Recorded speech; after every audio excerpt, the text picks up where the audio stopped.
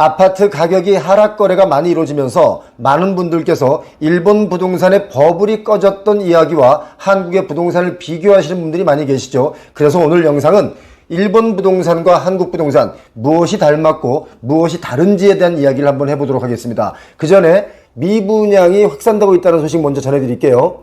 전국적으로 미분양 공포가 확산되고 있죠. 민간 아파트의 초기 분양률이 3년 6개월 만에 최저치로 떨어졌습니다. 초기 분양률이라는 것은 분양 시작하고 3개월이 초과하고 6개월이 안 된 시점을 얘기하죠. 지난 5일 주택도시보증공사 허그에 따르면요, 올해 3분기 7월부터 9월이죠. 전국 민간 아파트의 초기 분양률이 82.3%로 집계됐습니다. 이것은 지난 2019년 1분기 81.7 이후에 가장 낮은 수치인데요. 서울은 92.7을 기록했죠. 이 표를 보시면 초기 분양률이 91.3으로 좀 낮았죠. 이럴 때가 2019년 2분기였습니다. 그런데 3분기 때부터는 99.6% 그리고 100% 분양을 했습니다. 2019년 3분기, 2022년 2분기까지는 이렇게 100% 완판을 했죠. 요 구간에 분양만 하면 대박이었습니다. 그런데 금리가 급격히 오르는 것을 체감하기 시작하면서부터는 뚝 떨어졌죠. 수도권의 미분양은요, 같은 기간에 1,509가구에서 7,813가구로 5배 이상 급증했습니다. 미분양이 이렇게 많은 겁니다. 아주 가파른 집값 하락세를 보이고 있는 대구는요, 1,977가구에서 10,539가구로 역시 5배가 급증했죠. 그래서 이런 분위기가 반영되면서 반토막난 일본 부동산을 한국도 따라가는가 라는 생각들을 많이 하시고 이런 말씀들을 하시는 분들이 상당수가 계시죠. 부동산의 버블 형성 과정, 그리고 생산 가능 인구의 감소, 또 인구 고령화 등 이렇게 일본과 유사한 면이 많은 한국이 버블 붕괴 이후에 장기 불황에 빠진 일본의 전철을 밟는 것 아니냐, 이런 관측이 나오고 있죠. 그러나 그렇게 되지 않을 것이다 라는 전망도 있는데 체크해 드리겠습니다. 제 이야기 들어보시기 바랍니다. 일본은요, 부동산 가격이 1986년부터 1990년까지 약 5년 동안 2배에서 3배가 급등했습니다. 그리고 바로 1991년 가을부터는요, 20년 넘게 장기 하락, 장기 불황이 이어졌습니다. 이렇기 때문에 일본에게 잃어버린 20년이다, 이런 말이 나왔죠. 우리나라의 2019년과 2021년 그 사이, 그 기간과 아주 흡사합니다. 일본의 부동산 시장의 버블은요, 1985년 프라자 합의에서 시작됐다, 이렇게 볼 수 있는데요.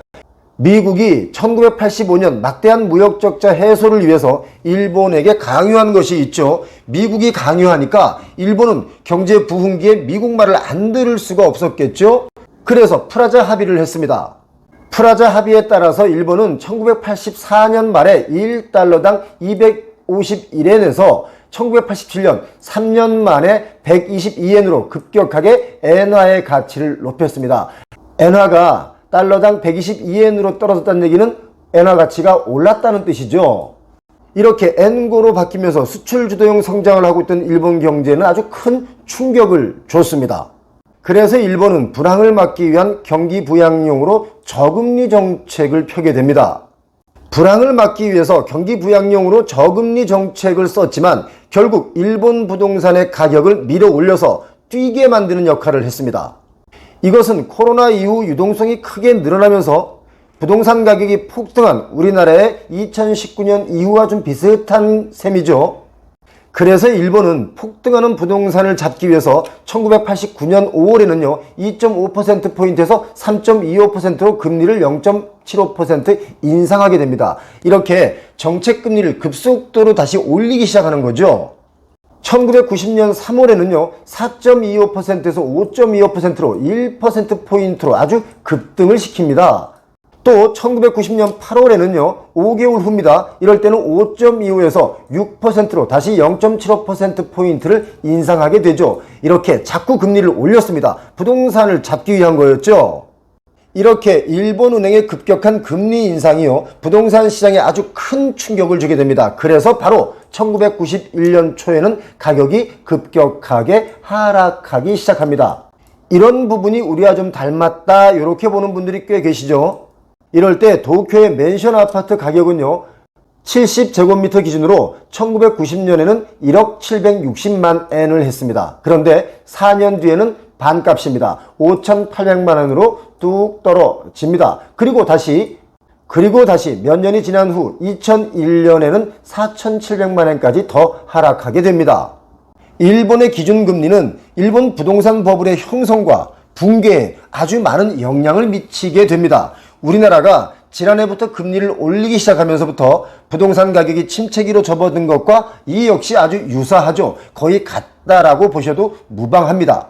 자, 그리고 인구 문제입니다. 일본은 2000년대 들어 인구 감소세로 돌아섰는데요. 단카이, 그러니까 전쟁 후에 출생한 베이비붐 세대를 말하는데 이분들이 은퇴를 하는 시기입니다. 은퇴가 본격화되면서 부동산 시장이 침체가 가속화된 측면도 있다, 이렇게 보는 거죠. 부동산을 살 경제 세력이 약화된 거다, 이렇게 보시면 됩니다. 이런 것을 우리나라에 빗대보면 지금의 우리나라 역시 생산 가능 인구의 감소, 그리고 저출산, 또 고령화, 이런 것들이 급속하게 인구 구조의 변화를 가지고 오고 있죠. 이처럼 일본의 가계부채의 급증세와 부동산 가격 버블 현상이 심화되는 현상, 그리고 인구 구조적인 현상이 상당히 닮았다, 이런 지적이 나오면서 우리나라 역시 자산 가격의 거품이 거치고 나면 일본처럼 장기 침체에 빠질 위험성이 있다, 이런 지적이 나오고 있고요. 표영호TV의 댓글에도 인구 문제를 이야기하시는 분들이 상당수가 계시죠. 그런데요, 한두 가지 다른 점이 있습니다. 일본은 버블 당시 부동산 가격의 담보 가치를 100%까지 인정했습니다. 그런데 우리나라는 LTV, DTV로 규제를 하고 있죠. 이렇기 때문에 일본과 같은 담보자치 인정 융자가 확대되는 극단적인 일은 없을 것이다 라는 의견도 서로 있습니다. 그리고 지금은 일본 혼자 난리 부르스를 춘 경제 상황과는 좀 달리 세계 침체이기 때문에 일본과 똑같지 않다, 이런 의견도 있지만 한 가지 여기서 분명한 것은 뭐냐면요, 조심해야 할 구간이다, 심각한 구간이다, 이겁니다.